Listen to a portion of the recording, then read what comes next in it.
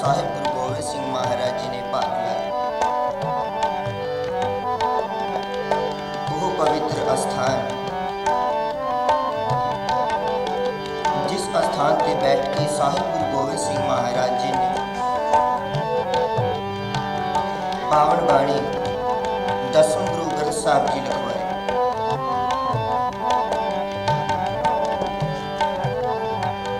ਇੱਕ ਅਸਥਾਨ ਤੇ ਬੈਠੇ ਨੇ ਸਾਹਿਬ ਜੀ, ਠੰਡੀ ਠੰਡੀ ਹਵਾ ਆ ਰਹੀ ਹੈ, ਜਮਨਾ ਦਾ ਕਿਨਾਰਾ ਬੜੀ ਸ਼ਾਂਤ।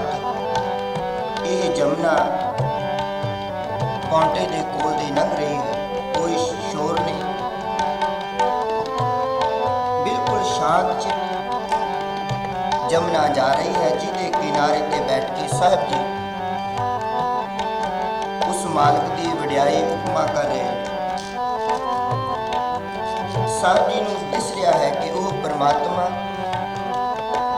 ਜ਼ਰੇ ਜ਼ਰੇ ਵਿੱਚ ਰਮਿਆ ਹੋਇਆ ਹੈ, ਰੋਮ ਰੋਮ ਵਿੱਚ ਉਸੀ ਦਾ ਹੀ ਨੂਰ ਹੈ। ਜਿਸ ਪਾਸੇ ਵੀ ਨਜ਼ਰ ਪੈਂਦੀ ਹੈ ਸਾਹਿਬ ਦੀ, ਚਾਰੋਂ ਪਾਸੇ ਉਸ ਮਾਲਕ ਦਾ ਹੀ ਨੂਰ ਨਜ਼ਰ ਆ ਰਿਹਾ ਹੈ। ਸਾਰੀਆਂ ਥਾਵਾਂ ਵਿੱਚ ਉਹ ਰਮਿਆ ਹੋਇਆ, ਵਸਿਆ ਹੋਇਆ ਨਜ਼ਰ ਆ ਰਿਹਾ ਹੈ। ਸਾਹਿਬ ਜੀ ਨੇ ਇਹ ਵੇਖ ਕੇ ਸ਼ਬਦ ਉਚਾਰਨ ਕੀਤਾ, ਵਡਿਆਈ ਕਰ ਰਹੇ ਨੇ ਉਸ ਪਰਮਾਤਮਾ ਦੀ ਉਪਮਾ। ਪਿਆਰ ਨਾਲ ਸਰਵਣ ਕਰੋ। ਜਲਸਤੂ ਹੀ ਥਲਸਤੂ ਹੀ ਨਦਸਤੂ ਹੀ ਨਦਸਤੂ ਹੀ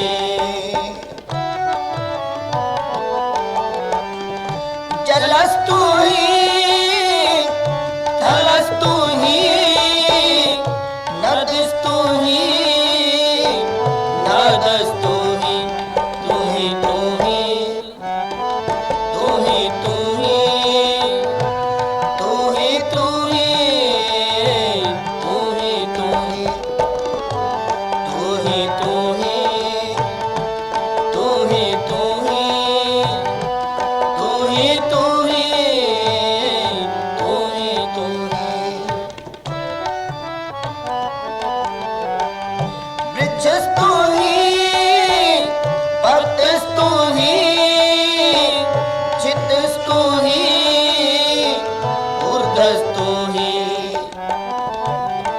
हे परमात्मा, जे मैं तैनूं जल विच वेखां उत्थे भी तू है, जे मैं तैनूं थल विच वेखां उत्थे भी तेरा वासा है। जे इन्हां वृक्षां वल दरख्तां वल वेखदा हां, ਇਹਨਾਂ ਵਿੱਚ ਤੂੰ ਹੀ ਰਮਿਆ ਹੋਇਆ ਹੈ। ਦਰਖਤਾਂ ਦੇ ਪੱਤਿਆਂ ਵਿੱਚ, ਟਾਹਣੀਆਂ ਵਿੱਚ, ਜਿੱਥੇ ਜਿੱਥੇ ਵੀ ਵੇਖਦਾ ਹਾਂ ਤੇਰੀ ਝਲਕ ਪੈਂਦੀ ਹੈ। ਊਰਧਸਤੂ ਹੀ ਵ੍ਰਿਕਸ਼ਸਤੂ ਹੀ ਪੱਤਸਤੂ ਹੀ, ਜਿਸ ਪਾਸੇ ਵੀ ਵੇਖਾਂ ਤੂੰ ਨਜ਼ਰ ਆਉਂਦਾ ਹੈ, ਸਾਰਿਆਂ ਵਿੱਚ ਰਮਿਆ ਹੋਇਆ ਹੈ।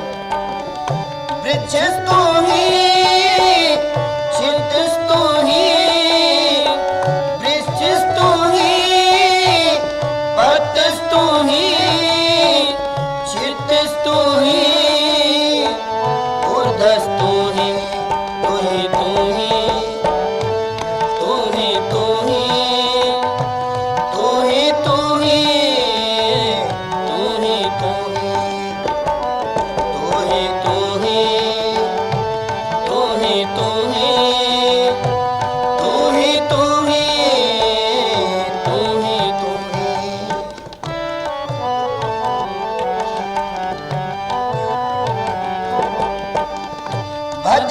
स्तुयं पजस्तुयं रटस्तुयं थटस्तुयं जिमी तू ही जमा तू ही मक्की तू ही मक्का तू ही। मुसलमान धर्म इस गल नूं मनदे ने कि वो खुदा मक्के विच है।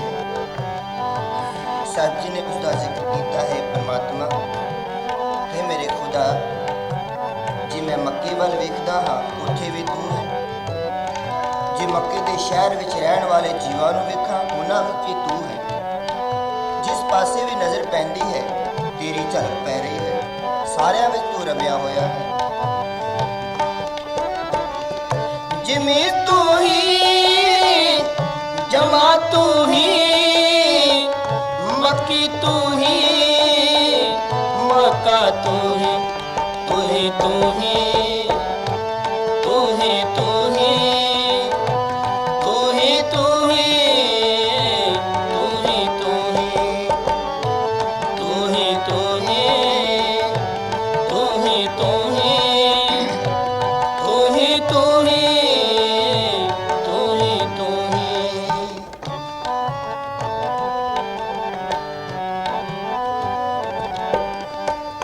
अब तू ही अब है तू ही अछु तू ही अछु है तू ही। अब तू ही अब है तू ही अछु तू ही अछु है तू ही तू ही तू ही तू ही तू ही तू ही तू ही तू ही तू ही तू ही तू ही तू ही तू ही तू ही तू ही तू ही तू ही।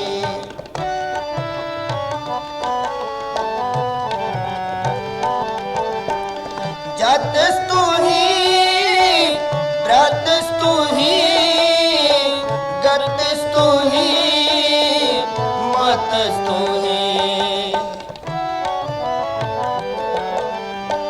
जतस तू ही गतस तू ही गतस तू ही मतस तू ही तू ही तू ही तू ही तू ही तू ही तू ही तू ही तू ही तू ही तू ही तू ही तू ही तू ही तू ही तू ही। इस तरह उस मालिक की वड्याई हुक्मा करते हुए साहिब गुरु गोबिंद सिंह जी महाराज इतने मस्त होए इतने लीन होए तुम्ही विच जदों ये तुका आईयां तू ही तू ही तू ही तू ही। दसते ने जो लिखारी लिख रहे सन वो लिखी गए तू ही और साहिब गुरु गोबिंद सिंह महाराज जी पवित्र रसना तो ये आवाज आउंदी रही 16 सफ़े इस तरह तू ही दी धुन नाल लिखे गए। जदों साहब दी बेटी खुले सेवका ने अरदास की हाथ जोड़ के दाता 16 सफ़े तू ही दी धुनी नाल लिखे गए ने। आप जी रसना तो बोले गए और दास लिखी गई। साहब जी ने हुक्म किया चलो इस तूही नूं इस शब्द दे विच 16 वारी अंकित कर दिओ। जदों ये शब्द समाप्त होंदा है अखीरली पंक्ति विच 16 वारी तू ही लिखिया गया है। सो आओ प्यार दे नाल सारे ही रसना पवित्र करो। जातेस तू ही व्रतस तू ही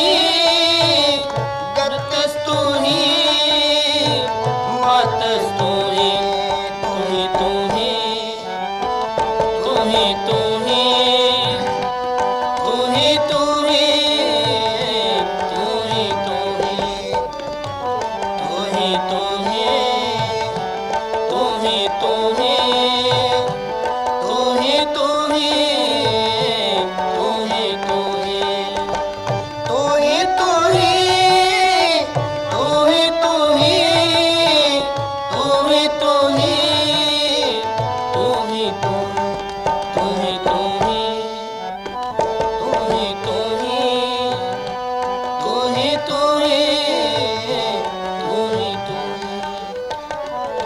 ही तू